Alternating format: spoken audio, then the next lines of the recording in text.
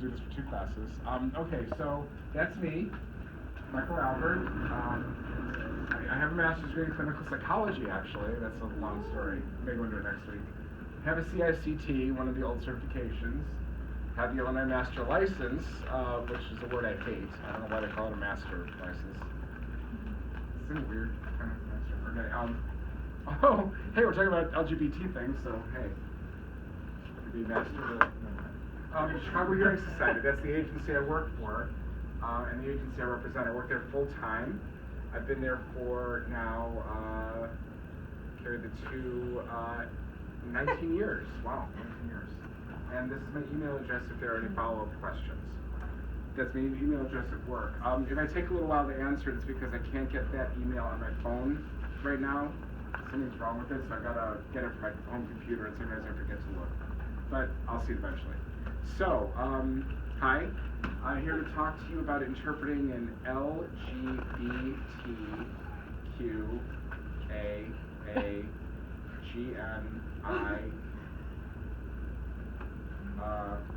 There's more somewhere. Okay, so there's a lot of letters to talk about this later. I want you to listen to 4 statistics, very important to know. First statistic is of single male interpreters, 75 to 90% are gay. Of single female interpreters, 60 to 75% are lesbian. And of the students at Gallaudet University, 1/2, or 50%, are gay, lesbian, bisexual, or transgender. And the 4th statistic is that all of the other 3 statistics I gave you are not true. Pardon? Sorry, it's so darn. Darn? But you thought they were, huh? No, because I'm standing up here and I have a master license, so therefore I must be right. But the reason I gave you those statistics, the reason I told you that lie, is because even though those statistics are not true, at least probably not true, but doubtful if they're true, because that would be a huge number of gay people running around signing, and I'd have more dates. The reason I gave you those statistics is because all of those are statistics that I have been told by people.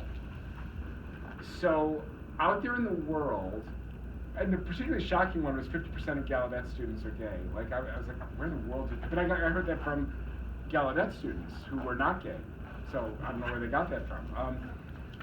The reason I found these statistics fascinating is because there is definitely a perception in the world that a lot of interpreters and a lot of deaf people are gay. It's out there. And now, of course, these statistics come from maybe 10 years ago that various people have told me these things, or things like it. And I often wondered, well, if it's not true that all of these interpreters and all of these deaf people are gay, why do people think all of these interpreters and that many deaf people and that many interpreters are gay, lesbian, bisexual, transgender? And I have come to the conclusion that, and I finally read an article that kind of had the same opinion. Of all so you guys have studied a lot of different ethnic, racial, cultural groups, right? I'm sure. I think I'm the last 2 lectures of the semester, or quarter. So, of all of these groups that you've talked about, all these groups that you've studied, all these groups that you've looked at, deaf people and gay people, and I'm just going to say gay as an overarching term to make things easier for me, so I don't have to keep saying gay, lesbian, bisexual, transgender. Does anybody who wants this have this? Can I erase it? Of all the groups you study, gay people and deaf people have a sort of commonality that we're going to talk about right now that I think draws a lot of gay people to the deaf community, and also makes the deaf community, I think, in some ways, and not universally, but in some ways, kind of more open-minded and receptive to the gay community. And I would like you to tell me, if you look at the gay community and the deaf community, is there something you can think of that would make these 2 communities particularly similar to one another versus all of the other cultural minority groups that you have looked at? Any ideas? Oppression. Yeah. Oppression? So there are two groups that are that suffer at some level difficulty in mainstream society with kind of being treated equally. Yes. So that's strong ties to this. Well, I wouldn't say that differentiate them because Black people have strong ties to their community. A lot of cultural groups have strong ties. I would say that their like cultural identity is somewhat hidden. Like it's not like the ethnic identity, which can sometimes be like visually obvious, or some people think visually obvious. So take that a little bit further. If their cultural identities are hidden, what does that kind of mean for them?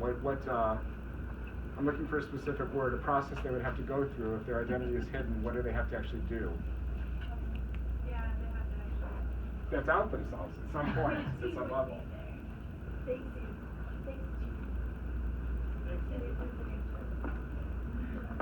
Okay, that's good. Yes. Lack of or misrepresentation. Lack of. I'm sorry. Or misinterpretation. Lack of. Can you say more? I'm sorry, I said misinterpretation. What did you say? Misrepresentation. Say more about what you mean by that. Like, there's not a lot of deaf or gay politicians. Or in the media, it's Underrepresentation. Or underrepresentation. I'll go with that, although I'd say that there are a lot of groups, I'll put it down, but I think there are a lot of groups that deal with that. Asian comes to mind, like you just would see a whole lot of Asian representation in the media, but we'll go with underrepresentation. I think actually the gay community is getting a lot of representation lately, but I'll put it down for now. Okay, somebody head over here. I would say that both groups have made a lot of progress in recent years, like with their rights and advocating and stuff. I would say recent progress, because other groups I think have made their progress kind of earlier on legislatively, and so recent gains in equality.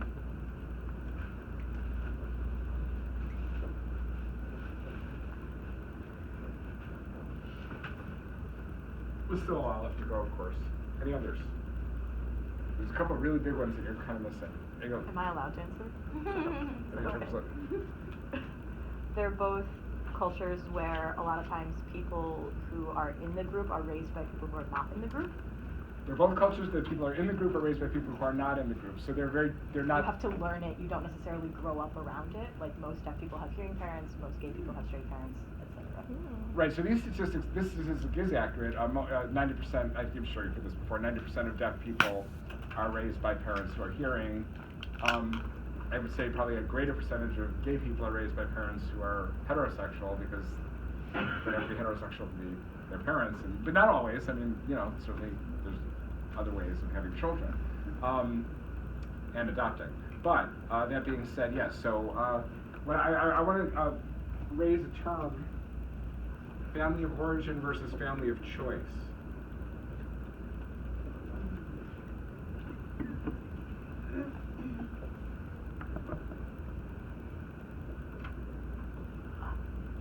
So with all the other cultural groups you studied, raised in families that are similar to them, for the most part, where when the world is tough to deal with because you're part of a minority group, you can generally go home to your family and find the kind of support you need.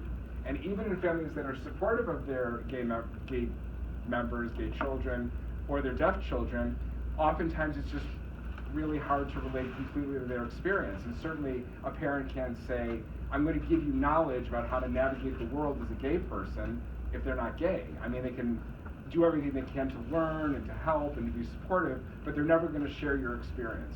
Similar to deaf people with hearing parents, they're never going to be able to share the experience no matter how much they learn to sign, to be involved in deaf culture. They can do pretty good jobs, but they won't necessarily do the best job in terms of being able to relate 100%. Other culture groups do have that. So gay people and deaf people grow up and they have to find their group of like-minded people, not within their own families, but within a larger community where they find one another, and then they gather and they congregate into these families of choice that oftentimes work across racial lines, across ethnic lines, across socioeconomic lines, rich, poor. So people gather, in the case of deaf people, around an audiological status and a common shared language of American Sign Language. For gay people, around being gay, right? So very, very different. And finding your culture outside of your family and outside of your upbringing is something that's kind of unique to these two groups. Anything else you can think of? There's two more biggies out there that might come to mind. Can we get a hint? No. Okay. I can either, you can either get it or not. Any other ideas? Okay, I'll try to give you a hint. Is there, when you look at deaf people and look at gay people as a society, is there anything that society tells deaf people and tells gay people that might be similar to one another that they don't necessarily tell other groups? They can be sick. There's a medical model out there, or a psychological model. I'll just put medical model. Right, so in the case of deaf people and gay people, there are those in society who say, well, being deaf necessarily isn't a matter of choice, but certainly how you behave as a deaf person and what kind of technology you engage as a deaf person and what kind of speech training you have and what kind of whatever help you have in becoming more hearing or being able to function in the hearing world, as other people would define it, right, is being told to them all the time. And of course with gay people, you know, I thought that the specter of what's called reparative therapy, meaning therapy trying to help gay people not be gay anymore, to change, to become normal, as it were. I thought that had died, but it's, you know, it's back in vogue now with our president and vice president being who they are, and issues around that. So both of these groups, unlike, yeah, I mean, you can have people who are racist, but you'll never hear people say to black people, well, I can make you not black. You can have, certainly, a culture say to black people, I can make you act less black, or you should act less black, or you should talk different, or you should act different, or not do this or do that. I don't think that's as common or pronounced as it is with these two groups. I think these two groups really share the idea that somehow if you don't change or assimilate, you are a lesser person. And that's something that these two groups have to overcome, I think, more than other groups do, because again, other groups can go back to their culture, their homes, and get support that these two groups oftentimes can't. You know, you have a lot of parents running out there getting their kids cochlear implants, and I'm not here to say cochlear implants are a bad thing at all. I think they're a wonderful tool, but I think what a lot of parents do is go out there and try to get this tool so that their deaf kids can be hearing, be like them. And you know, I mean, I don't fault people for that, because it's got to be a very scary thing to have a child that you're afraid you'll never be able to really fully communicate with. I can't imagine what that's like. And for straight parents of gay people to have a child that you know is going to face a lot of discrimination in the world, and how much easier things would be for them if they didn't have this difference. Again, I don't fault them for having that idea, but the idea that something could be fixed is very pronounced for both of these groups, and a lot of people have devastating stories of having the experience of trying to be changed or trying to be assimilated when it really wasn't what they wanted or needed or could have been. So, one more that I can think of, and there may be more out there, but any other ideas? I'm not sure the exact question, but I guess one of my thoughts was that you can't pick these people out. Like it's not visual from the outside. Well, we do have the hidden minority and outing issue. Yeah, so, right, but it is invisible from the outside, and it's a big issue in terms of how you move through the world and how people respond to you. In some ways, it makes life easier, in some ways it makes life harder, certainly, but it is an issue. Let me ask you this. Is there any institution you can think of that has a particularly peculiar response to gay people and deaf people that might run through your mind? Let's see if anybody else has an idea. Pardon? Religion? Sorry. Religion? Religion. No. So the religious view of disability in general, and deafness specifically, historically, there is models out there that say that disability, deafness, what have you, comes as a result of sin in either the parent's life, the life of somebody 7 generations ago. Certainly there's still a culture belief among some people of faith that disability can be healed by prayer, by faith, by what have you. And certainly religion is a big topic when it comes to the gay community in terms of how people of faith look at homosexuality as whether it's a choice, whether it's something that's innate, whether or not it can be changed, whether it can't be changed. Does God love gay people? Does God hate gay people? Is there a God? So I mean, a ton of, and of course we're going to talk about religion next week, and that'll be a lot of fun, I promise you. So religion is a really interesting issue, and how gay people and how deaf people relate to religion is also a really interesting issue. One of the, so I've come from a Jewish background, and one of the issues in Judaism is that when it comes to reading the Torah, our sacred scroll, Torah,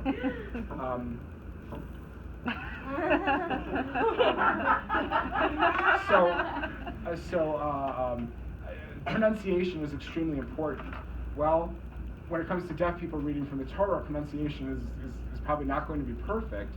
And then in certain traditions of Judaism, if you mispronounce words from the Torah, it has actual ramifications in the world and certain more mystic traditions of my people. So deaf people have mostly been barred from the honor of reading from the Torah.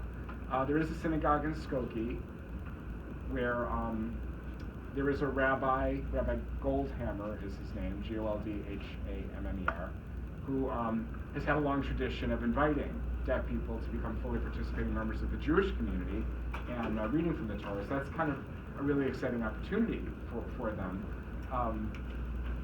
But religion is a terribly complicated issue. And again, religion has not always been kind to people of racial and ethnic minorities either. However, most of those views are older,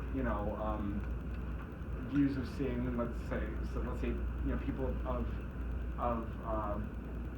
from other cultures, other countries as being somehow morally inferior. I mean, that idea still exists, but I don't think it's nearly as pronounced as it is for the gay community, and I don't think this idea of change is nearly as pronounced as it is for the deaf community. So these are the kind of similarities between those two cultures that I've pretty much seen over the course of my life. Is there anything else that anybody can think of? Assuming no, because of all of these similarities, you have two cultures that really affiliate in some very subconscious ways, I think. And for me, again, that's a lot of what draws, I think, a lot of gay people to just an attraction to sign language in the deaf community. And a lot of deaf people have grown up, because of that, around a lot of gay people. Their dorm parents, their teachers, their counselors. They just have they have gay people in their lives. Not that we all don't have gay people in our lives, but I think for deaf people, it's just kind of one of those facts of life. That isn't to say that there aren't deaf people who are very homophobic and who are very anti-gay. I'm not saying that, but I think by and large, deaf people certainly have a reality, a knowledge, and understanding of gay people that a lot of mainstream people don't. I don't think there's hidden from it in a lot of, especially in the deaf schools and the deaf institutions.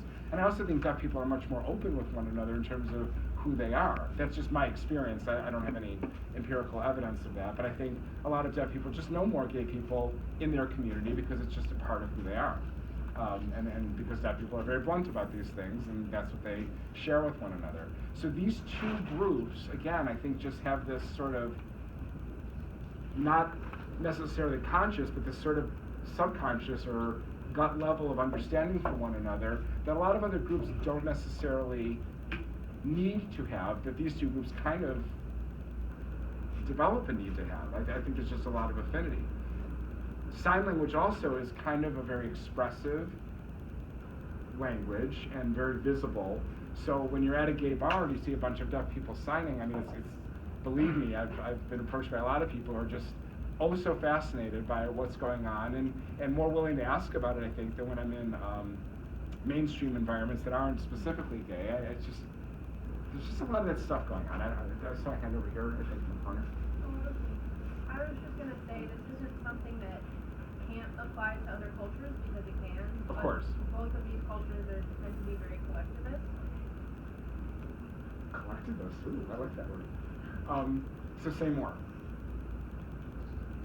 As opposed to individual. As opposed to like. Yeah, as opposed to individual culture, which would be more like American culture, where everybody's worried about their self, not necessarily the group as a whole. So take for instance a tragedy imposed on either someone in the deaf community or someone in LGBTQ communities. They take that personally as a group rather than it just affecting that one individual person. And they also interesting. work together to develop their communities and improve their quality of life based on affection and all of that. It's very interesting. I don't know to the extent that that does single out these two communities versus other groups, but in a way, I mean, I certainly you see people coming.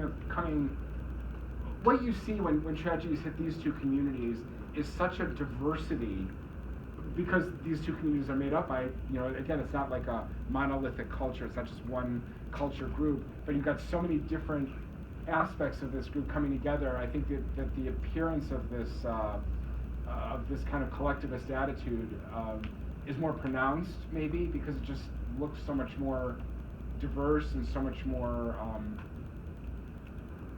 I don't know what the right word to use is, but I see your point. I don't know if it's just. I mean, certainly I see other cultural groups as having that sense of if it happens to one of us, it happens to all of us. But it just doesn't look as.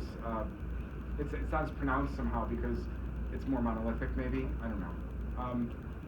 I remember I lived through I was actually in D.C. during the first Deaf President Now protest. I had a deaf roommate. Yeah, I know. I was there when it all happened. My deaf roommate, who I actually just saw, came to town for something that I interpret for. It's kind of cool. But anyway, it was my roommate and his girlfriend, now wife, actually. At the time, I remember they both grew up in total communication.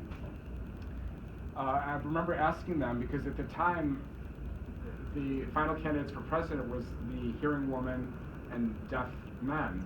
And so it was either going to be the first deaf president or the first woman president. I said, oh, you know, because I was very naive at that time. I was like, well, which would you rather have? And I became roommates with this guy just out of happenstance. Like, I had taken ASL 1 and 2, I moved to Washington, D.C. for an internship.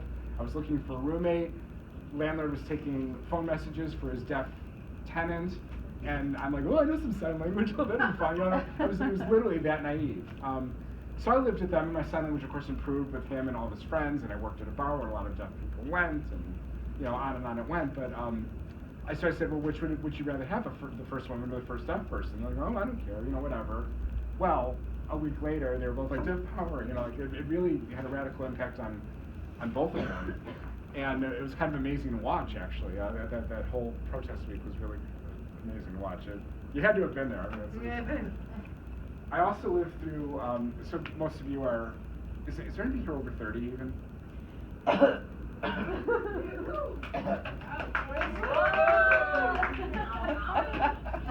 Like, I hate to ask. I hate to ask because, so do you remember the 80s? Are you old enough to remember the 80s? No. So I also lived through like the beginning of AIDS and the AIDS crisis and all of that. And I was working in Washington, D.C. at that internship, so it all happened at kind of similar times before even the first medicines were available. And so I lived through a good part of deaf history and a good part of gay history. I was working for HRC at the time. I was an intern there. And being in D.C. during the 80s was just mind-blowing. I've got to say that. So anyway, that was my point about these two groups and the kind of similarities they have. And now I'd like to talk about the alphabet soup that is our community.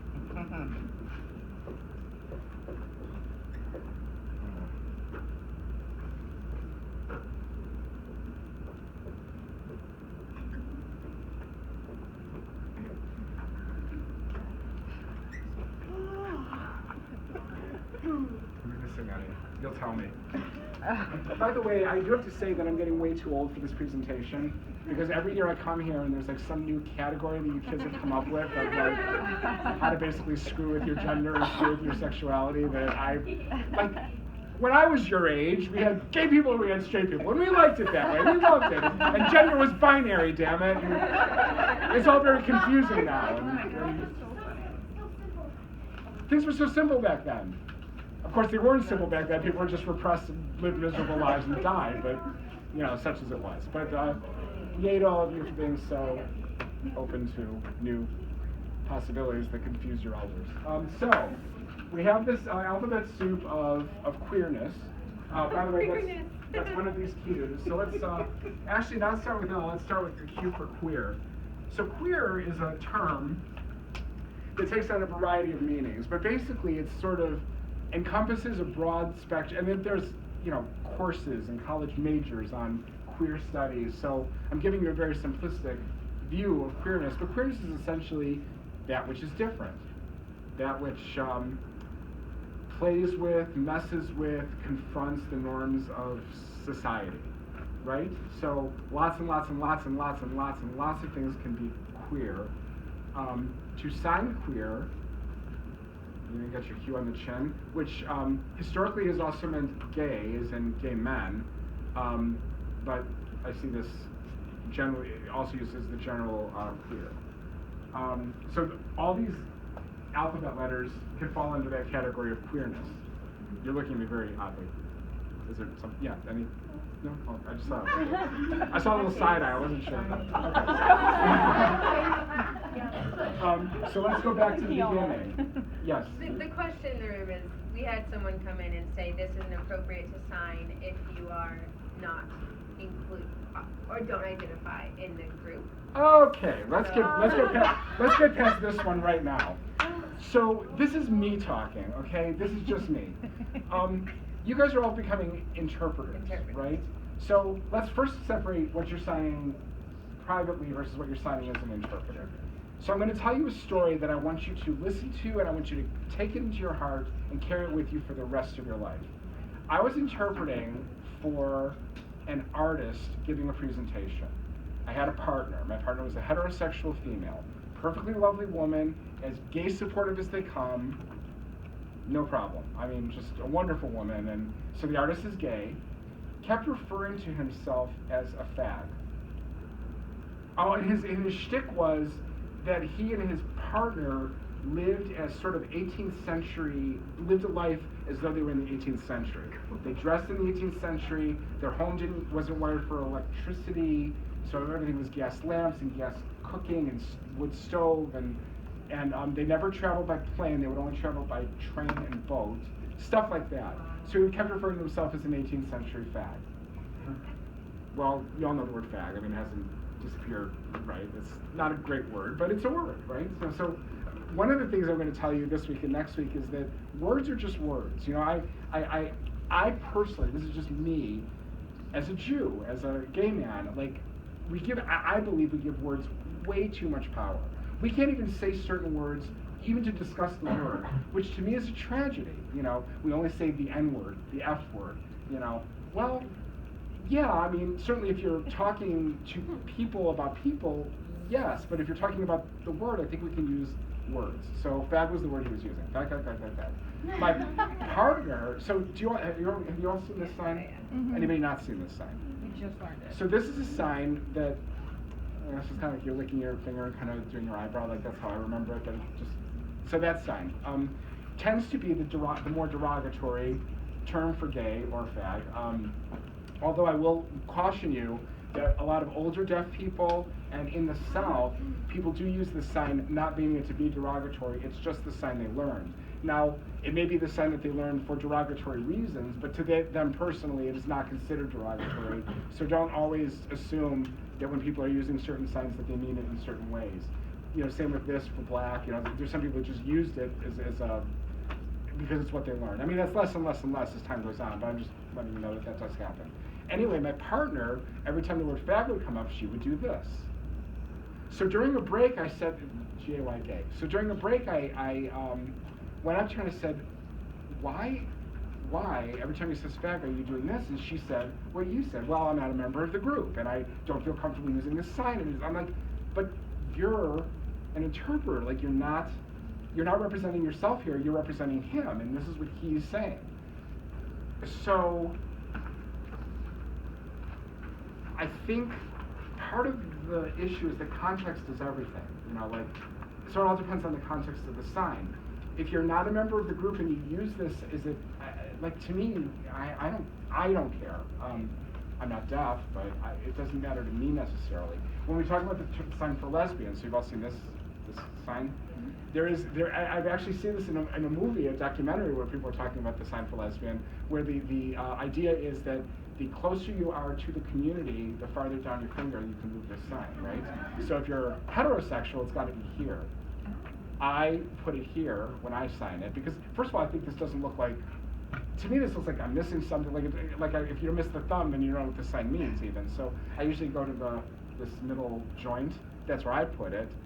I know some lesbian women who put it here, like right here, which is of course the kind of graphic, more out there way to sign it. But I mean, in my mind, if you're communicating and you're communicating respectfully, I'm not sure why it matters all that much. And I know that people get very careful and they put it here and they're very. I wish the world were less like that, and I think the deaf community is less like that than the hearing community is. And I'll also caution you that there are jerks in every community everywhere. And part of the problem actually in classes like this at all is that you bring somebody in here to represent a community, right? You have somebody in here representing the black community, or you have somebody in here representing the Asian community or the Latino community. And we have two jobs to do at the exact same time. One is to tell you what cultural characteristics are unique to our community, but the other thing we have to tell you is that we're not all the same, right? So at once I'm telling you, here's a culture with some common characteristics, but don't pay attention to those common characteristics because not everybody follows them, which makes the whole reason for me being here a little bit absurd. So another thing I will tell you is that my topic of interpreting in LGBT everything communities is really like interpreting in heterosexual communities. It's really just interpreting. And the only thing that makes it different is the same thing that makes interpreting for anything different. So in the gay community, do we have some special terminology that you may not know? Yes. If you're going to interpret a physics class, do they have special terminology that you may not know? Yes. If you interpret a psychology class, do they have special terminology that you may not know? Yes. If you interpret in a medical situation. So it goes on and on. Interpreting means listening to a message, understanding it the best you can, and putting it out there in a way that's going to make sense to your audience, so that's what interpreting is. That's your job. So I've never been one of these people that felt you have to be gay to interpret in a gay environment. I've never been a kind of person who believed that I have to be, well, we'll talk a lot more about this next week, because the preview is I am an atheist, but I interpret for a lot of churches. Atheist? Part of the atheist, yeah. Yep. I mean, being a person of faith is fine. I mean, sometimes I wish I was, because sometimes it makes life a lot easier, I think, but because everything for us is anxiety, right? Oh, yeah. I know. See my face? You have nothing to fall back on, right? Yeah. Anyway, but putting that aside, I don't believe you have to be a member of the group that you're interpreting for, because if that were the case, we couldn't interpret for anything except on our block. I don't know how far you want to carry that. So for any of you who are not one of these letters, although this is Columbia College, so let's face it, you're all kind of queer. I mean, kind of. Just kind of, a little, right, yeah. So, I mean, really, the hair colors I've seen on this hallway alone. So just don't be afraid of doing any of this, so we're going to talk about these letters just so you know some things. I've been asked by classes previously about sexual terminology. I'm happy to go there if you want to go there, but we don't have to. I'm just saying, this is really just interpreting. And so just be yourself in the environment. And if you bring yourself to the environment as an interpreter with the desire to communicate a message to an audience from a speaker, whether you're voicing or whether you're signing, you're doing your job. And most people will appreciate that you're doing your job and won't really ask you about your own personal sexual history, right? Question? Well, Yes. comment. I'm pretty sure they want the terminology. Yeah. Just putting that out. Oh yeah, tell us Yep. everything Go. right now, like Yeah. crash course. What terminology? Well, okay. Let's Let me go through, Let's let me go start through that. these first, and then we'll move on. So we have lesbian, where you decide you want to put it. Gay, G-A-Y, is the most neutral, but I'm not opposed to this. You can use it, and of course, gay lesbian is just very convenient. It's just easy to produce when people are talking about the gay and lesbian community. Although, word of warning, in the British Isles, this means Dublin. And we learned that the hard way at a presentation where my partner did say gay and lesbian. I said, I think he meant Dublin. So so it came out very inappropriately. Bisexual, most commonly bi, bi. I have seen, you've seen the sign for gender? I've seen bisexual with 2 hands. Not very commonly. I've also seen this, like code switching, not very commonly. Most frequently bi. I've also seen bisexual. I've seen bisexual, so just so you know that there's a variety of things out there. Transgender. So transgender is a term that has come from a conference in California just early in 2006 where a group of transgender deaf people and their supporters and people who work with them met at a conference and decided and spread throughout the country that henceforth the term for transgender will be this. Have you seen it? Which I've always been taught as, think of it as beautiful soul, like your soul, and, gorgeous, so transgender. We got to queer. The other Q is questioning. Questioning, meaning people who don't know what they are, so most of the time it's questioning, whatever you decide for self-analysis, yes. That does or does not include the word bi period. Does or does not include what, please? Does that include people who are questioning? Yeah, but who are bi-curious? Questioning more their identity or their sexuality? Anything. Okay. Anything. Okay. I guess I'm Q in some ways. I don't know who the hell I am. A, allies, meaning yes? Isn't there another A? Asexual. Oh, asexual. I saw an article like that. Oh, I see. I knew. Well, I can't. Yeah, that means ally. Allies and asexual. So the allies part are people who are supporters, allies, it could be a lot of things, allies. Yeah. People who support us in general, yay, allies. Asexual, well, not much agreement on a sign for asexual. Yeah, asexual you could finger spell, you could say, sex don't want, sex don't like, but to an asexual, to a person who identifies as asexual, it doesn't necessarily mean they don't like sex. It could mean they don't want sex. It means they're not interested in sex temporarily. There's a lot of variation amongst people who consider themselves asexual. But it's something that I would just say describe it as a conceptual string or fingerspell it. Intersex. Intersex is what we used to call hermaphrodite.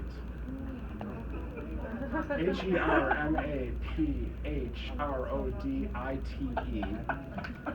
That's a person born with the sexual reproductive organs of both males and females. So they've got ovaries, they've got a penis, they've got... Hey guys, what's going on back there? There's a lot of, yeah. Read a book.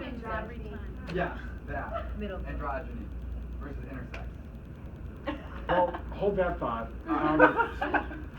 So, intersex, again, a term that's kind of come down from those who, so it starts with an I in front of your face and moves in. Intersex. Or some people do it as intersex or intersex. Not a sound I particularly love, but it's out there, just so you know. Androgyny. Well, so androgyny means. I see. I don't think there's a sign for androgyny. It's again a conceptual. Exhibits both characteristics of both males and females, right? Or not exactly male, not exactly. I mean, I don't know. It depends on what you mean by androgyny. That's what we're trying to figure out. Well, okay. So I mean, but I don't have a sign for androgyny, so it's like. Right. Man, woman, I don't know. It could be a lot of things. It could be. But it is not the same thing as intersex. No. Intersex is definitely it's biological and solely biological. And of course the issue that people who are intersex deal with is many of them have been gender assigned at birth, so they were made to appear biologically female or made to appear biologically male, and then they grow up to realize that they weren't, that it was wrong. It was the wrong one. So that's a huge problem. So therefore my word to you is if you grow up and have a child who is intersex, I would leave the biology alone until they figure out what they want. Please. And so androgyny is more of a it's how you it's how you represent, it's how one represents oneself as male or female or something in between, or like Marlene Dietrich. Marlene Dietrich was an actress in the 40s who was very stylish and would wear slacks and had kind of a masculine sort of way about her. So a lot of people called her as like sort of the first model of androgyny in Hollywood. But yes, it's more, that's more how you present yourself has nothing to do with your necessary biology. GN and GF, gender neutral, gender fluid.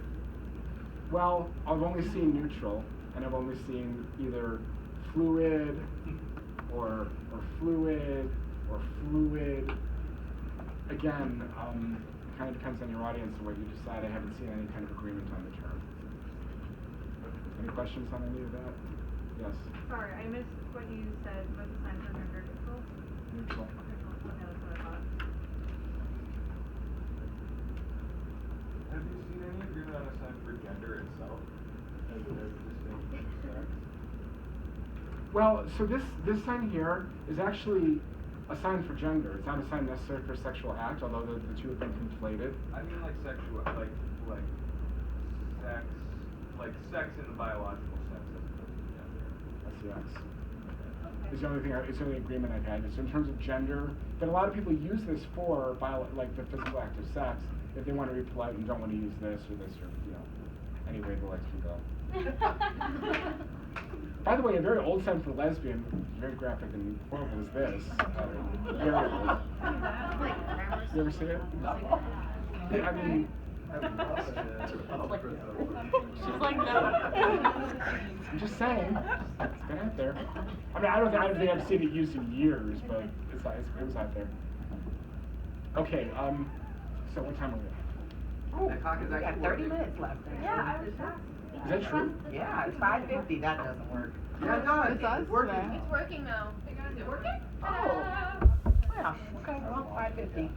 Well, I don't have much more specifically to say, and again, the reason I don't have much more specifically to say is because I say to you again that interpreting in gay and lesbian settings is a lot like interpreting in any other setting. And in my, I've been an interpreter now upwards of 26 years, and in my 26 years of interpreting, I have okay, so in my 26 years of interpreting, I've interpreted in a lot of settings, a lot of racially defined settings, a lot of culturally defined settings, gay lesbian settings, religious settings, and for me, my job remains the same. One of my most interesting experiences was back in 1991. I was a relatively new interpreter. I was living in Bowling Green, Ohio, going to graduate school, and Louis Farrakhan came to town. Who knows who Louis Farrakhan is? Really? Sounds familiar. Wow. I know. I'm over here like, really? Nobody? Oh, you kids with your apps and your divvy bikes and your gluten allergies. Louis Farrakhan. Yeah, pretty much sums us up. Pardon? Wow. Louis Farrakhan is a leader of the Black Muslim community, and very controversial in that he has espoused over the years some views against certainly the mainstream press, white people in general, Caucasians, Jews, not always fond, gay people, not always fond of us. So as a white Jewish gay man, I was enlisted to interpret for Louis Farrakhan, I believe it's Farrakan, Farrakhan. He always wears a bow tie and a gray jacket. That's his standard. So Louis Farrakhan. Interesting in that, well, first of all, he spoke for 3.5 hours, and I was the only interpreter. Let's just say I would never do that again. I was young, and I didn't know any better, and I didn't realize he was going to speak for 3.5 hours. I thought it was winding down after 2, but then he revved himself up for another one. I was kind of. So, but there I was in that setting. So of course, 90% of the audience was black. He was black, obviously. Everybody on stage was black, and there I was in pretty much fluorescent white, in the dark. And terms came up. Negro, he would say a lot. I decided that I was just gonna put myself in his shoes and become him for what turned out to be 3.5 hours. I mean, and I think that's really important. You know, so like I come to religious settings as a atheist raised Jewish. If I go to a Catholic church, it isn't like I'm going to not sign in a Catholic way because I'm not a member of that group. I'm in a Catholic setting. That's what I'm signing. That's what I'm doing. So really try to remember that wherever you put yourself as an interpreter, that's who you are for that period of time. That's the persona you're putting on, and use that and go with it. And sometimes it could be a tremendous amount of fun. I think one of the joys of interpreting is sort of becoming who you're not in a way. It's kind of like acting in a lot of ways, except the script is being fed to you as you go. And if you think of it that way, it becomes a lot more kind of thrilling and intriguing, and it's part of the joy of my work, actually. So now I'm going to open the floor to your questions, because I really don't have much more that I prepared to say. I can't believe I got through that quickly. I know, right? It feels like I've been talking for 5 hours. Any questions, any thoughts, anything you want to know? Yes. Do you have in the gay community a group of hearing gay friends, a group of deaf gay friends? Do they intermingle? Sure. Yeah, so there are hearing gay people and there are deaf gay people, and I mean, I would say that the same things inhibit intermingling that inhibit intermingling with the heterosexual gay and this heterosexual hearing and deaf communities. Communication is a big problem. You know, people are intrigued by each other, but how do we communicate? And there's a lot of fear and anxiety. A lot of the people in Chicago I know who are deaf and gay seem to end up finding partners that are hearing. I don't know why that is. I see very little interdating amongst the deaf gay men that I know. I'm not as sure about the lesbian community, but I see less interdating in that community than I thought I would. Thanks. Yep. Sure. You mentioned the AIDS crisis. Can you show us some common AIDS. signs that would go along with the HIV/AIDS? Yes, that's a point I forgot to bring up, actually. So historically, a long time ago, this was the sign for AIDS. Not so anymore. Like an A with Basically an A. Not even positive, just it's kind of like a big A. That's very historic. It isn't rarely used anymore. It's fingerspelled, and actually AIDS is probably the easiest word in the world to fingerspell, because it just rolls. So it's just that. But one thing you should know if you're ever interpreting for medical situations where HIV testing is going on, or really any sexually transmitted disease testing, or really testing for a lot of medical issues, is that when medical people say the term, your test was positive, what they mean is you have a disease, or you have a syndrome, or you have HIV in your body. So I would really avoid the sign for positive. I would say HIV have, or HIV finish, you know. But I mean, you want to be gentle about it. So this is to me, this is a little confrontational in a way. But so I just HIV you have. What about like full-blown AIDS? AIDS. No, that's a Well, so when you have HIV, you have the presence of the virus in your body. Actually, the antibody for the presence. what they're testing for is the antibody that your body produces to fight the virus. When the antibody is present, that's how they know that the virus is present. But you can have HIV and be very, very healthy. But when your immune system drops to a certain level, you have what is actually called full-blown AIDS.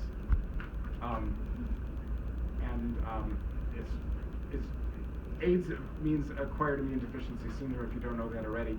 And it's really strange nowadays about AIDS because AIDS is much more of a manageable and even much more of a preventable disease with the advent of not only safer sex practices and condoms, but also PrEP, this medication that you can take to prevent the acquiring HIV or acquiring AIDS. And because of that, the attitudes of this generation, of gay men in particularly, are quite different than the attitudes of my generation. And so the attitudes about sexuality and about disease and about HIV and AIDS being a relatively controllable disease now, much like diabetes, with the right combination of medications, the attitudes today are a lot more,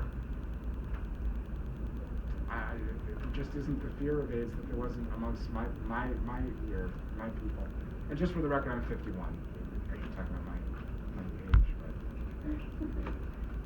You're not sold. She's also Jewish. Practically declared. Not Jew yet, though. Sorry, what? She's also Jewish. She is? This is true. Happy Passover, it's coming up. Got your gefilte fish ready? So, I have a question just about kind choice. You were saying HIV and you used like have or this sign. Yeah. But then when you said AIDS, you used the sign this sign. Well, HIV, well, Is it because like HIV is the virus but you don't necessarily have, oh my gosh, what is it? symptoms. The symptoms yet, and then AIDS is really more of like the actual. Well, AIDS isn't it, okay. Actually, this is probably, thank you for bringing that up, because this is probably somewhat incorrect. AIDS means, again, that your immune system has gone below a certain level. The number of what they call T cells has gone below a certain level. It also means that you've had or experienced what they call, aren't you ready to switch at this moment, an opportunistic infection, like a certain type of pneumonia or a certain type of skin cancer that's common characteristics of this syndrome. That these diseases usually don't show up in people with healthy immune systems, but when your immune system is dropped below a certain level, you are open to a number of infections that normally your body would be able to ward off. So when I say sick, so AIDS itself is just a condition of your immune system. It isn't necessarily a disease. So that probably wasn't the best sign to use. It's just a sign I did use at the moment. That being said, I think if you talk to a lot of deaf people out there, they think of AIDS as being a disease. It doesn't mean necessarily that we should promote it as such, but I think that's the perception out there. When I was in Arkansas in 1992, I worked for the University of Arkansas, and we did a study amongst the deaf community in Little Rock, Arkansas, about their attitudes toward AIDS. And it was absolutely shocking when the data came back. This is just an aside. When the numbers came back of how many deaf people thought that AIDS could only be had by hearing people, and that AIDS could be spread by toilet seats, but the deaf people couldn't catch it. Stuff like that. I mean, just. Tell me this was the 80s. This was 1992 to 1995, so I think the study was in 1994. I know. Hopefully that's not true anymore, but it was pretty scary. Follow-up question to that. So, as interpreters, our job is cultural mediation. Mhm. So, because like this is what most deaf people would use, is that also what we should use? No, I think that Okay. cultural mediation again means making sure that deaf people have access to the same cultural information that hearing people do. So I wouldn't necessarily use this. I used it pretty off the cuff. Would this or this be better than? Well, so AIDS. So you have AIDS, and then it becomes a matter of explaining what it is that AIDS is by the health professional that's giving them this information that explanation should come from that professional, not from you. Because as much as we're culturally mediating, we're not giving a class in disease or infection or what have you. But what AIDS does is, so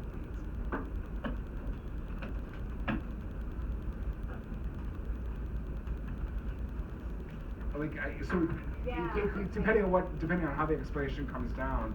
But initially, you want to make it clear, like, AIDS and what that means is. Right. But that's what I was thinking about. Is the doctor usually gives the diagnosis before he explains what it is. So how to interpret that initial diagnosis and then explain what it is you actually have. Because that's the typical procedure for most medical situations. Right, and again, the doctors will put it in terms of positive and negative test results oftentimes that you do want to avoid really, because positive looks like something that's good. Yeah. You're HIV positive, so you're like, oh, I got HIV, that's awesome. Not what you want to convey. And you're right, doctors do often give diagnoses and then go on to explain what that means. And also know that when you're in any medical situation, not just in an AIDS-related situation, when you're giving a diagnosis, there's going to be a certain amount of shock and a certain amount of extra difficulty in conveying information that's going to land on the person that you're interpreting for. Just keep that in mind. And so as an interpreter, I've actually, while the explanation is going on, I've gone back and re-emphasized things that the doctor hasn't re-emphasized, just to kind of make sure that they landed. Just to check in to make sure I know I've got some understanding going on. Again, depending on my client and depending on how they're responding to me. So thank you for that question. Sure. Other questions?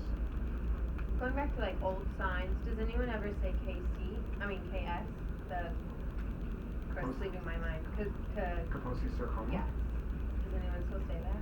Oh, yeah. Kaposi sarcoma is still it's part of the AIDS part. It's one of the opportunistic infections that can come with the diagnosis of AIDS.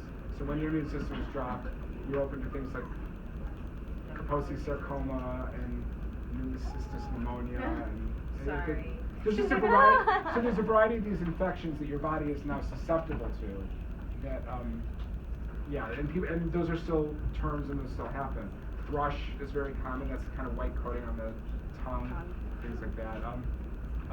Certain brain cancers and things like that. It can be devastating. But again, now there's so much out there in terms of treatment and prevention that I do hope that everyone out there is availing themselves of whatever you need based on whatever your life is. I'm sorry, full question tonight. I am not sorry. I'm trying. I just this isn't a part of what we're talking about tonight, but since we've been talking a lot about medical terminology, how as you as an interpreter have you built up your medical vocabulary in ASL and in English? Just an off-the-cuff question. So the question is, because we're talking a lot about medical terminology, have I as an interpreter built up my medical terminology, my repertoire of signs and English terms? The answer is absolutely yes. I've learned a lot about medicine. One of the things you'll realize as you go on in this field, and one of the benefits of being an interpreter, is you learn a lot over the course of your life about navigating institutions and systems, and believe me, it comes in handy. Sadly, my brother dealt with pancreatic cancer last year and passed away in December, which is sad. I don't want to dwell on it, but when I was in the hospital with him, I was really, really grateful for what this profession has given me in not only being able to talk to doctors and know what to say and know how to advocate, which I don't get to do always for my the clients I'm working with, the patients I'm working with, but I certainly can do that with my brother. But the other thing I was able to do is really listen to what doctors were saying, synthesize it, be able to explain it to my family, and be able to hold on to it and talk intelligently with his medical team about what was going on. So be grateful that you're in this profession, because aside from just interpreting, it teaches you a lot of skills about navigating life that I think are going to really benefit you as time goes on, and you're not even going to realize how much until situations like that occur, and you're in the position of having to learn a lot and deal with a lot, and it also kind of gave me, I think, a level of being able to separate what was my emotions versus what needed to be done, I'll just say linguistically, like just in terms of language and terminology, and making sure my brother understood what was going on, and making sure the doctors understood what he was saying. Part of his problem was he lost his voice very early on. I'm not even sure why. And so I had to do a lot of talking for him. So a lot of it was doctors would come in asking questions. He wouldn't be able to talk, and then I would say to him, "Why don't I give an answer and then you tell me if I'm wrong? Like then you can tell me where I'm wrong. So it'd be easier for you, so you don't have to talk so much." I give the answer. 90% of the time I was right. You know, because I knew him and I knew what was going on. You'll really value that experience as time goes on. Try to put that aside. I mean, it's very sad, but I don't want it to be the downer. I'm sorry? I'm a little bit fun. A little bit cleansed? It was very sad. It was very sad. This holiday, for cleansed. I would go with, Oh, there you go, that works. For cleansed. Take it from the professional. Yeah, for cleansed. Other questions, other thoughts? Give me one happy question before we finish so that we can get off that topic. Oh. Your favorite setting to interpret. Oh. What's my favorite setting to interpret? Favorite Dog. Well, my favorite setting to interpret would be not just theater, but theater where I have the opportunity to do it more than once. Because part of the problem with interpreting for theater is you do a whole lot of work for one shot at it, and then it's over. But I have had the experience of interpreting either several performances. One of my favorites was there's a woman in town named Arlene Malinowski, A-R-L-E-N-E, last name M-A-L-I-N-O-W-S-K-I, and she does this series of, she's a Dakota, she does a series of one-woman shows. She's got a trilogy of them, and her second show was ironically about her mother having cancer and her being a caretaker.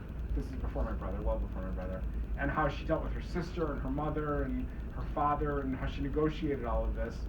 And I got to interpret the entire run of that play for her, so I interpreted probably 10 performances of that one-woman show, and the ability to work with her on what we needed to do, because she would sign some of the time, and then have me sign some of the time, so working out our timing, working out what signs she wanted used, what she didn't want used, and being able to improve over time and really develop my interpretation was something that was amazing.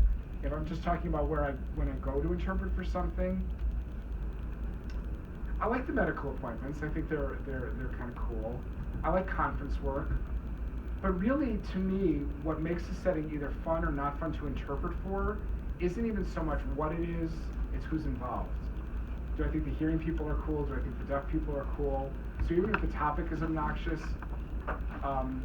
I'm working in a setting right now every week, and I'll just say it's psychological in nature. And I won't say anything more about that except to say that it would be ordinarily a very, very difficult thing to do, but in this particular case, the deaf person's just so easy to interpret for, and I really like the therapist. And my master's degree, which I had up on the board, is actually in clinical psychology. It's not in interpreting. So I was shooting toward being a therapist, and as a result, I know enough to know when I really dislike therapists. Luckily, this one I really think she's got it on the ball. So if it wasn't for that, if it was a different deaf person and a different therapist, it could be like horrible. But because of who the people are, it's actually something I enjoy going to. So it just kind of depends. And I think you'll find that as time goes on too. I love interpreting for religion. You'll hear about that next week. You know who's difficult to interpret for sometimes? Gay people and Jews. And I'll tell you why. In other words, I just hate myself. Because gay people have this annoying tendency to have to interpret everything, even when they know there's nobody deaf that's going to be there. And even when there's nobody deaf that's there, they always still want you to just do it. And I keep trying to tell my own community, like, I do work for the Center on Halsted, and the Center on Halsted is the gay and lesbian community center on the corner of Waveland and Halsted. And they'll call me from time to time to volunteer to interpret for something. And I'll always say to them, are any deaf people going to be there? Have any deaf people asked you to be there? No, we just thought it really needed I said, I'm happy to volunteer for you, but I'm not happy to stand there and just, masturbate. I mean, I'm just for my own, whatever. So I usually turn down assignments where it's going to be just access, particularly if I'm volunteering, particularly if there's no need. I've been to I've been in situations where they've made up like, oh yeah, there's somebody deaf out there. I'm not sure who it is. Yeah, but just sign. Like, and there's nobody deaf out there. Like I'm asking, like, who? Anybody deaf? Who? Like who's? Nobody. There just isn't anybody.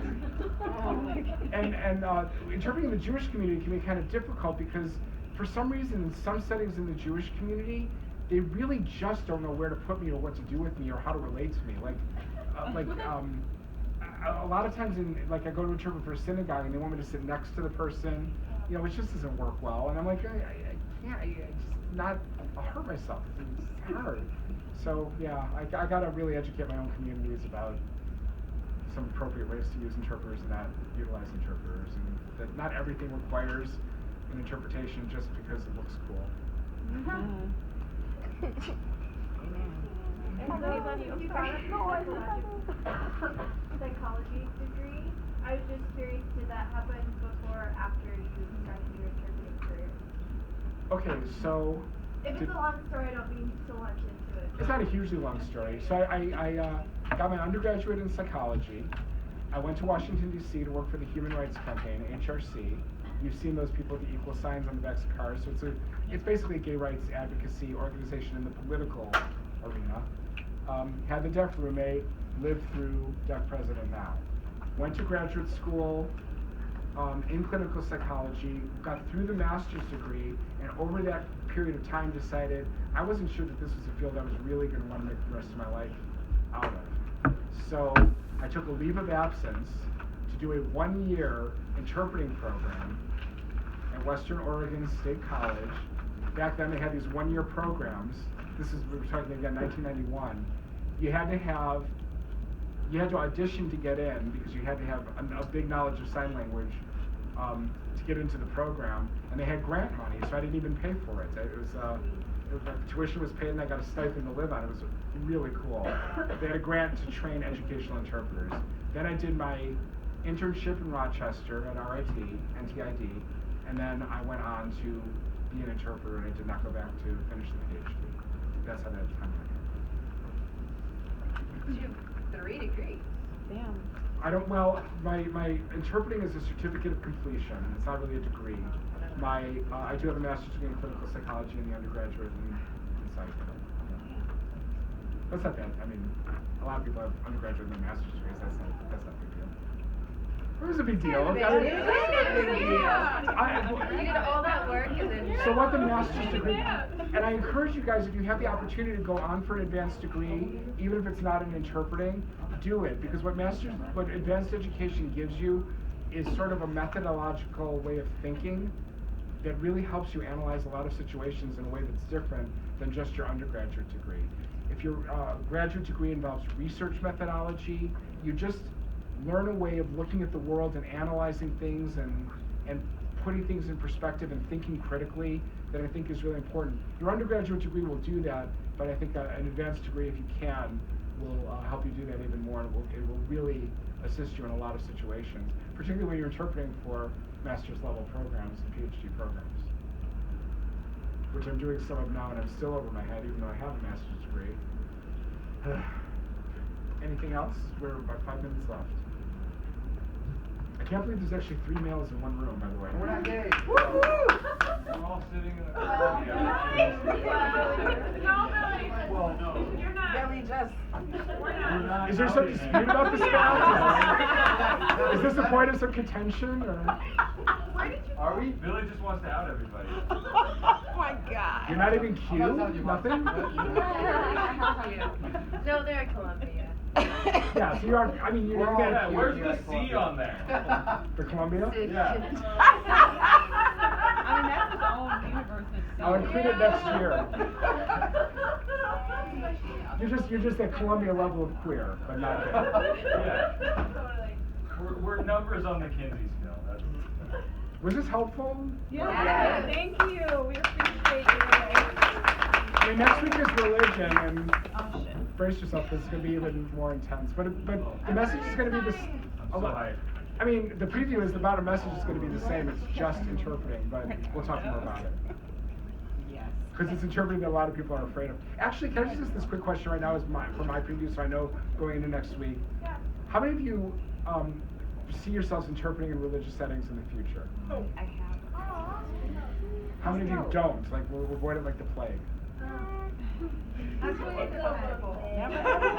Okay, so my mission next week is gonna be to get the plague people to change their minds. And I believe I can do it. So next week you tell me if I did or not.